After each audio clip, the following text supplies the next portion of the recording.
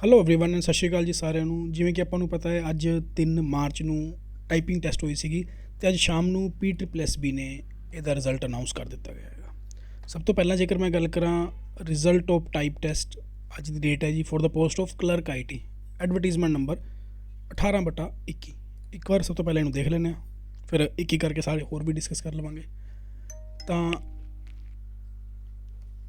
ਜਿਵੇਂ ਕਿ ਤੁਸੀਂ ਸਕਰੀਨ 'ਤੇ ਦੇਖ ਰਹੇ ਹੋ, ਰੋਲ ਨੰਬਰ ਲਿਸਟ ਦਿੱਤੀ ਹੋਈ ਹੈ, ਐਪਲੀਕੇਸ਼ਨ ਨੰਬਰ ਅਤੇ ਟਾਈਪਿੰਗ ਟੈਸਟ ਰਿਜ਼ਲਟ ਨਾਲ ਹੀ ਮੈਂਸ਼ਨ ਕੀਤਾ ਹੋਇਆ ਹੈਗਾ। ਤਾਂ ਇਹ ਜਿਹੜਾ ਹੈ ਆਪਾਂ ਨੂੰ ਹਾਲੇ ਤੱਕ ਤਾਂ ਸਾਰੇ ਹੀ ਐਬਸੈਂਟ ਦੇਖਣ ਨੂੰ ਮਿਲ ਰਹੇ ਨੇ ਵੀ NQ ਆ ਗਿਆ, ਯਾਨੀ ਕਿ ਨੋਟ ਕੁਆਲੀਫਾਈ, ਯਾਨੀ ਕਿ ਪ੍ਰੈਜ਼ੈਂਟ ਹੋਏ ਸੀਗੇ ਬਟ ਪਾਸ ਨਹੀਂ ਹੋ ਪਾਏ। ਇਹ ਤਾਂ ਸਾਰੀ ਲਿਸਟ ਹੀ ਐਬਸੈਂਟ ਦੀ ਆ ਰਹੀ ਹੈ ਬਈ।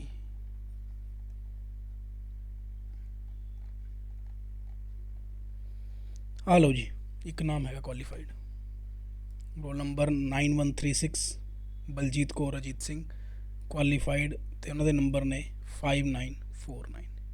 ਇਹ ਤੋਂ ਇਲਾਵਾ ਤਾਂ ਬਾਕੀ ਮੇਰੇ ਹਿਸਾਬ ਨਾਲ ਸਾਰੇ ਨੋਟ ਕੁਆਲੀਫਾਈਡ ਹੀ ਨੇ।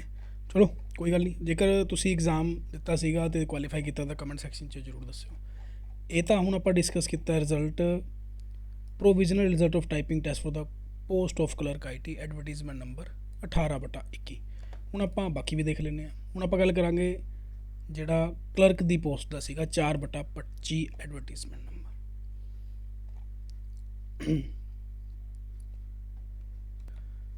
ਆਹ ਵਾਲਾ ਜਿਹੜਾ ਰਿਜ਼ਲਟ ਹੈ ਜੀ, ਇਹ ਟੋਟਲ 4 ਪੇਜਾਂ 'ਚ ਮੈਂਸ਼ਨ ਕੀਤਾ ਗਿਆ ਹੈ। ਅਤੇ ਜੇਕਰ ਮੈਂ ਦੇਖਾਂ ਨੋਟ ਕੁਆਲੀਫਾਈ, ਐਬਸੈਂਟ ਆ ਰਿਹਾ ਜੀ। ਜੇ ਮੈਂ ਪਹਿਲੇ ਕੁਆਲੀਫਿਕੇਸ਼ਨ ਦੀ ਗੱਲ ਕਰਾਂ, ਅਮਨਦੀਪ ਸਿੰਘ, ਮਤਵਾਲ ਸਿੰਘ, ESM 46.75। ਅਤੇ ਜੇਕਰ ਤੁਹਾਡੇ ਵਿੱਚੋਂ ਕੋਈ ਅਪੀਅਰ ਹੋਇਆ ਇਹਦੇ ਵਿੱਚ ਤਾਂ ਕਮੈਂਟ ਸੈਕਸ਼ਨ 'ਚ ਦੱਸਣਾ ਕਿ ਤੁਸੀਂ ਅਪੀਅਰ ਹੋਏ ਹੋ ਅਤੇ ਤੁਹਾਡਾ ਐਕਸਪੀਰੀਅੰਸ ਕਿੱਦਾਂ ਦਾ ਰਿਹਾ ਅਤੇ ਕੁਆਲੀਫਾਈਡ ਹੋ ਕਿ ਨਹੀਂ ਹੋ, ਅਤੇ ਇਹ ਜ਼ਰੂਰ ਆਪਣਾ ਮੈਂਸ਼ਨ ਕਰਿਓ। ਅਤੇ ਸਾਰੇ ਜਿਹੜੇ ਰਿਜ਼ਲਟ ਨੇ ਮੈਂ ਆਪਣੇ ਟੈਲੀਗ੍ਰਾਮ ਚੈਨਲ 'ਤੇ ਪਾ ਦੇਵਾਂਗਾ ਥੋੜ੍ਹੀ ਦੇਰ ਤੱਕ। ਜਿੱਦਾਂ ਤੁਸੀਂ ਵੀਡੀਓ ਦੇਖੋਗੇ ਤੁਹਾਨੂੰ ਡਿਸਕ੍ਰਿਪਸ਼ਨ ਦੇ ਵਿੱਚ ਟੈਲੀਗ੍ਰਾਮ ਦਾ ਲਿੰਕ ਮਿਲ ਜੂਗਾ, ਉੱਥੇ ਜਾ ਕੇ ਤੁਸੀਂ ਟੈਲੀਗ੍ਰਾਮ ਨੂੰ ਫੋਲੋ ਵੀ ਕਰ ਲਿਓ ਕਿਉਂਕਿ ਆਪਾਂ ਹੋਰ ਵੀ ਬਹੁਤ ਸਾਰੀ ਚੀਜ਼ਾਂ ਪਾਉਂਦੇ ਹਾਂ। ਅਤੇ ਇਹਦਾ ਰਿਜ਼ਲਟ ਵੀ ਤੁਸੀਂ ਦੇਖ ਲਿਓ। ਹੁਣ ਆਪਾਂ 4/25 ਦੇਖ ਲਿਆ। ਹੁਣ ਆਪਾਂ ਦੇਖਦੇ ਹਾਂ ਜੀ post of junior auditor treasury and account, ਜੋ ਕਿ 5/25 ਐਡਵਰਟੀਜ਼ਮੈਂਟ ਦੇ ਥਰੂ ਸੀਗਾ।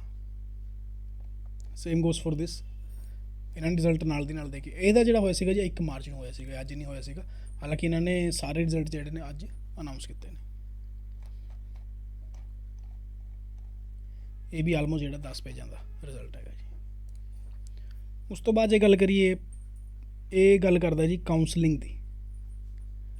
Public notice regarding the counselling of candidate who qualified typing test 1/3/26 and 3/3/26 clerk IT, ਅਤੇ ਉਹਦੇ ਲਈ ਜੀ ਇਹਨਾਂ ਨੇ ਕਾਉਂਸਲਿੰਗ ਦਾ ਸ਼ਡਿਊਲ ਵੀ ਦੱਸ ਦਿੱਤਾ ਹੈ।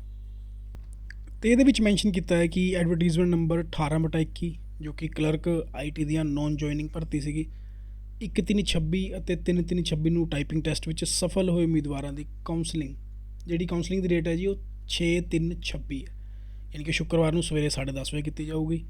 ਅਤੇ ਨਾਲ ਹੀ ਗੱਲ ਕਰਦੇ ਨੇ ਟਾਈਪਿੰਗ ਟੈਸਟ ਵਿੱਚ ਸਫਲ ਉਮੀਦਵਾਰ ਅਨੈਕਸ਼ਰ E ਨੂੰ ਸੂਚਿਤ ਕੀਤਾ ਜਾਂਦਾ ਹੈ ਕਿ ਉਹ 6/3 ਨੂੰ 10:30 ਵਜੇ ਜੋ ਹੈ ਸੈਕਟਰ 68 ਮੋਹਾਲੀ ਫੋਰੈਸਟ ਕੰਪਲੈਕਸ ਵਣ ਵਿਭਾਗ ਦੇ ਵਿੱਚ ਹਾਜ਼ਰ ਹੋਣ। ਅਤੇ ਨਾਲੇ ਉਹ ਕਹਿੰਦੇ ਨੇ ਜੀ ਇਹਦੇ ਵਿੱਚ ਅਨੈਕਸ਼ਰ A, B ਅਤੇ C ਨੇ ਜਿਹੜੇ ਆਪਾਂ ਫਿਲ ਕਰਕੇ ਲੈ ਕੇ ਜਾਣੇ ਨੇ। ਅਤੇ ਜਿਹੜਾ ਅਨੈਕਸ਼ਰ E ਹੈ ਉਹਦੇ ਵਿੱਚ ਇਕੱਲਾ ਸ਼ਡਿਊਲ ਲਿਖਿਆ ਹੋਇਆ ਹੈਗਾ, ਇਹਦਾ ਮਤਲਬ ਇਹ ਨਹੀਂ ਹੈਗਾ ਕਿ ਇਹ ਫਾਈਨਲ ਮੈਰਿਟ ਲਿਸਟ ਹੈ। ਅਤੇ ਆਪਾਂ ਦੇਖ ਲੈਂਦੇ ਹਾਂ ਅਨੈਕਸ਼ਰਸ ਦੇ ਵਿੱਚ ਆਪਾਂ ਕੀ ਕੀ ਦੇਖਣਾ। ਕਾਉਂਸਲਿੰਗ 'ਤੇ ਹਾਜ਼ਰ ਹੋਣ ਸਮੇਂ ਉਮੀਦਵਾਰ ਅਨੈਕਸ਼ਰ D 'ਤੇ ਦਰਸਾਏ ਅਨੁਸਾਰ ਤਰਬੀਤਵਾਰ ਦਸਤਾਵੇਜ਼ ਫਾਈਲ ਵਿੱਚ ਟੈਗ ਕਰਕੇ, ਯਾਨੀ ਕਿ ਅਨੈਕਸ਼ਰ D ਦਿੱਤਾ ਹੋਇਆ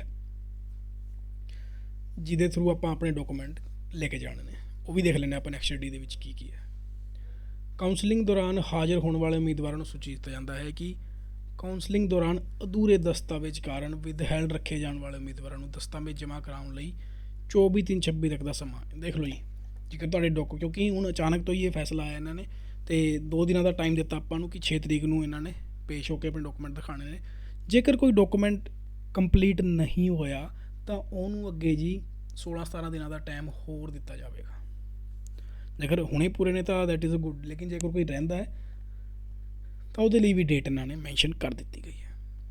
ਕਿਸੇ ਵੀ ਤਰ੍ਹਾਂ ਦਾ ਕੋਈ ਤੁਹਾਡੇ ਦਿਮਾਗ ਵਿੱਚ ਕੋਈ ਸਵਾਲ ਆ ਰਿਹਾ ਤਾਂ ਕਮੈਂਟ ਸੈਕਸ਼ਨ 'ਚ ਲਿਖ ਦਿਓ ਜੀ, ਆਪਾਂ ਡੈਫੀਨੇਟਲੀ ਤੁਹਾਡਾ ਹੱਲ ਕਰਾਂਗੇ। ਅਨੈਕਸ਼ਰ A ਦੇ ਵਿੱਚ ਦੇਖੋ ਜੀ, ਇੱਥੇ ਆਪਣੀ ਫੋਟੋ ਲਾਉਣੀ ਹੈ ਅਤੇ ਸੈਲਫ ਟੈਸਟ ਕਰਨੀ ਹੈ। ਉਹ ਤੋਂ ਬਾਅਦ ਆਪਣਾ ਐਪਲੀਕੇਸ਼ਨ ਨੰਬਰ, ਰੋਲ ਨੰਬਰ ਵਗੈਰਾ। ਆਈ ਥਿੰਕ ਇਹਦੇ ਵਿੱਚ ਕੋਈ ਜ਼ਿਆਦਾ ਐਡੀ ਕੋਈ ਗੱਲ ਨਹੀਂ ਹੈਗੀ ਜਿਹੜੀ ਤੁਹਾਨੂੰ ਸਮਝ ਨਾ ਆਵੇ, ਇਹਦੇ ਵੀ ਤੁਸੀਂ ਆਪਣਾ ਭਰ ਸਕਦੇ ਹੋ। ਇਹ ਤੁਸੀਂ ਖਾਲੀ ਰੱਖਣਾ ਹੈ ਦਫ਼ਤਰ ਵਾਸਤੇ, ਦਫ਼ਤਰ ਦੀ ਵਰਤੋਂ, ਯਾਨੀ ਕਿ ਜਿਹੜਾ ਆਪਾਂ ਫੋਰੈਸਟ ਵਣ ਵਿਭਾਗ ਵਿੱਚ ਜਾਵਾਂਗੇ। ਅਨੈਕਸ਼ਰ ਬੀ ਦੇ ਵਿੱਚ ਵੀ ਉਹੀ ਹੈ ਜੀ, ਸੇਮ ਚੀਜ਼ਾਂ ਨੇ, ਇਹਦੇ ਵਿੱਚ ਕੋਈ ਐਡੀ ਔਖੀ ਗੱਲ ਨਹੀਂ ਹੈਗੀ। ਸੇਮ ਗੋਸ ਫॉर ਅਨੈਕਸ਼ਰ ਸੀ। ਹੁਣ ਗੱਲ ਕਰਦੇ ਹਾਂ ਆਪਾਂ ਡਾਕੂਮੈਂਟ ਕਿਹੜੇ ਕਿਹੜੇ ਲੈ ਕੇ ਜਾਣੇ ਨੇ। ਉਮੀਦਵਾਰ ਵੈਬਸਾਈਟ 'ਤੇ ਦਰਸਾਏ ਸ਼ਡਿਊਲ ਅਨੁਸਾਰ ਮਿਤੀ ਅਤੇ ਸਮੇਂ 'ਤੇ ਕਾਉਂਸਲਿੰਗ ਬੋਰਡ ਵਿੱਚ ਦਫ਼ਤਰ ਵਿੱਚ ਹਾਜ਼ਰ ਹੋਣ। ਹੇਠ ਲਿਖੇ ਦਸਤਾਵੇਜ਼ ਸਰਟੀਫਿਕੇਟ ਤਰਬੀਜ ਅਨੁਸਾਰ ਸਵੈ ਤਸਦੀਦਸ਼ੁਦਾ ਫੋਟੋਕਾਪੀਆਂ ਸਮੇਤ ਫਾਈਲ ਕਵਰ। ਦੇਖੋ ਪਲਾਸਟਿਕ ਦਾ ਫੋਲਡਰ ਨਹੀਂ ਲੈ ਕੇ ਜਾਣਾ ਹੈਗਾ, ਇੱਕ ਫਾਈਲ ਕਵਰ ਲੈ ਕੇ ਜਾਣਾ ਜਿਹਦੇ ਵਿੱਚ ਸੈਲਫ ਅਟੈਸਟਡ ਫੋਟੋਕਾਪੀਆਂ ਤੁਹਾਡੀਆਂ ਰੱਖੀਆਂ ਹੋਣਗੀਆਂ। ਸਭ ਤੋਂ ਪਹਿਲਾਂ ਗੱਲ ਕਰਾਂਗੇ ਉਮੀਦਵਾਰ ਕਾਉਂਸਲਿੰਗ 'ਤੇ ਹਾਜ਼ਰ ਹੋਣ ਸਮੇਂ ਅਨੈਕਸ਼ਰ A, B ਐਂਡ C ਦਾ ਨੱਥੀ ਪਰਫੋਰਮਾ ਭਰ ਕੇ ਉਸ ਉੱਪਰ ਤਾਜ਼ਾ ਪਾਸਪੋਰਟ ਸਾਈਜ਼ ਫੋਟੋ ਚਿਪਕਾ ਕੇ ਰੱਖਣਗੇ। ਠੀਕ ਹੈ ਜੀ। ਔਨਲਾਈਨ ਐਪਲੀਕੇਸ਼ਨ ਫਾਰਮ ਅੱਜ ਕੱਲ੍ਹ ਮੰਗਦੇ, ਆਪਾਂ ਨੂੰ ਪਤਾ ਹੀ ਹੈ।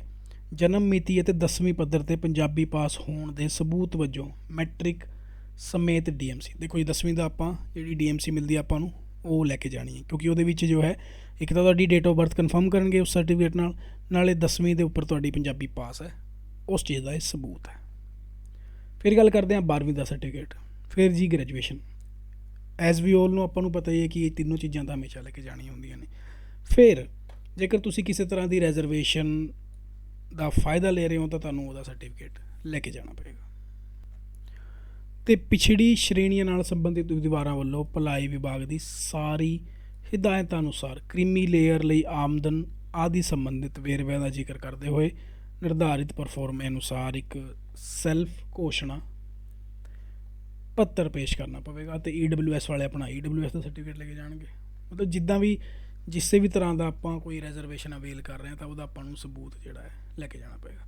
ਅਤੇ ਸ਼ਨਾਖਤੀ ਸਬੂਤ ਵਜੋਂ ਆਪਾਂ Aadhaar card, passport, voter ID, driving licence, ਇਹਨਾਂ ਵਿੱਚੋਂ ਕੋਈ ਇੱਕ, ਸਾਰੇ ਨਹੀਂ ਲੈ ਕੇ ਜਾਣੇ, ਇਹਨਾਂ ਵਿੱਚੋਂ ਕੋਈ ਵੀ, ਆਧਾਰ ਕਾਰਡ ਲੈ ਜਾਓ, ਪਾਸਪੋਰਟ ਲੈ ਜਾਓ, ਵੋਟਰ ID ਲੈ ਜਾਓ, ਡਰਾਈਵਿੰਗ ਲਾਇਸੈਂਸ ਲੈ ਜਾਓ, ਕੋਈ ਵੀ ਤੁਸੀਂ ਲਿਜਾ ਸਕਦੇ ਹੋ। ਤਾਂ ਇਹ ਹੈਗਾ ਜੀ ਅਨੈਕਸ਼ਰ E ਦੇ ਵਿੱਚ ਜਿਹੜੇ ਬੰਦੇ ਕੁਆਲੀਫਾਈ ਹੋਏ ਨੇ। ਠੀਕ ਹੈ, ਤੁਸੀਂ ਆਪਣਾ ਨਾਂ ਇਸ ਲਿਸਟ ਵਿੱਚ ਦੇਖ ਸਕਦੇ ਹੋ ਜੀ। ਅਤੇ ਤੁਸੀਂ ਲੋਕ 6 ਤਰੀਕ ਨੂੰ ਜੀ ਵਨ ਵਿਭਾਗ ਦੇ ਵਿੱਚ ਹਾਜ਼ਰ ਹੋ। ਹੁਣ ਆਪਾਂ ਦੇਖਦੇ ਹਾਂ ਅਗਲਾ ਸਰਕੂਲਰ। ਇਹ 18/21 ਦੇ ਕਾਉਂਸਲਿੰਗ ਲਈ ਹੈ ਜੀ, ਇਹ 5/25 ਦੇ ਲਈ ਸੀਗਾ।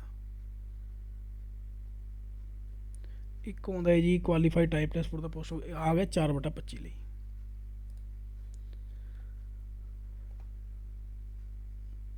ਮੇਰੇ ਹਿਸਾਬ ਨਾਲ ਇਹਦੇ ਲਈ ਵੀ ਸੇਮ ਹੀ ਰਹਿਣਗੀਆਂ। ਦੇਖੋ ਜੀ ਇਹਨੂੰ ਵੀ ਜਿਹੜਾ ਹੈ 6/3/26 ਦੀ ਡੇਟ ਦਿੱਤੀ ਗਈ ਹੈ। ਸੇਮ ਲੋਕੇਸ਼ਨ ਹੈ ਫੋਰੈਸਟ ਕੰਪਲੈਕਸ ਸੈਕਟਰ 68। ਉਹੀ ਮੇਰੇ ਹਿਸਾਬ ਨਾਲ ਉਹੀ ਸੇਮ ਚੀਜ਼ਾਂ ਇਹਦੇ ਵਿੱਚ ਹੋਣਗੀਆਂ। ਤੁਹਾਨੂੰ ਕਿਸੇ ਵੀ ਤਰ੍ਹਾਂ ਦੀ ਕੋਈ ਦਿੱਕਤ ਲੱਗਦੀ ਹੈ ਤਾਂ ਤੁਸੀਂ ਪੁੱਛ ਸਕਦੇ ਹੋ।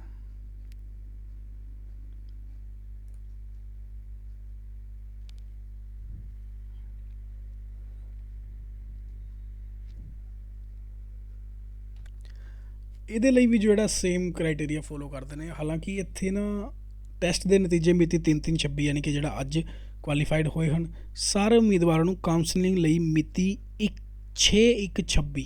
ਦੇਖੋ ਜੀ ਮੇਰੇ ਹਿਸਾਬ ਨਾਲ 6/3 ਹੀ ਹੈਗਾ ਇੱਥੇ, ਇਹ ਕੁਛ ਕਲੈਰੀਕਲ ਮਿਸਟੇਕ ਹੋਈ ਹੈ। ਅਤੇ ਬਾਕੀ ਜਿਹੜਾ ਪਰਫੋਰਮ ਹੈ ਇਹਦਾ ਸਾਰਾ ਹੀ ਸੇਮ ਹੈ। ਹਾਲਾਂਕਿ ਬੋਰਡ ਇਹਦੇ ਲਈ ਵੀ ਆਪਾਂ ਬੋਰਡ ਨੂੰ ਇੱਕ ਮੈਸੇਜ ਈਮੇਲ ਪਾ ਦਿੰਦੇ ਹਾਂ, ਇਹਨੂੰ ਵੀ ਰੈਕਟੀਫਾਈ ਜਿਹੜਾ ਕਰ ਦਊਗਾ। ਤਾਂ ਹੁਣ ਜਿੰਨੇ ਵੀ ਕੈਂਡੀਡੇਟ ਨੇ ਸਿਲੈਕਟ ਹੋਏ ਨੇ, ਮੈਨੀ ਕੰਗਰੈਚੁਲੇਸ਼ਨ ਟੂ ਆਲ ਆਫ ਯੂ। ਅਤੇ ਜੇਕਰ ਕੋਈ ਕੁਐਰੀ ਹੈ ਤੁਸੀਂ ਕਮੈਂਟ ਸੈਕਸ਼ਨ 'ਚ ਪੁੱਛ ਸਕਦੇ ਹੋ। Thank you so much. ਜੇ ਪਹਿਲੀ ਵਾਰ ਆਏ ਹੋ ਤਾਂ ਸਬਸਕ੍ਰਾਈਬ ਕਰ ਲਿਓ ਜੀ।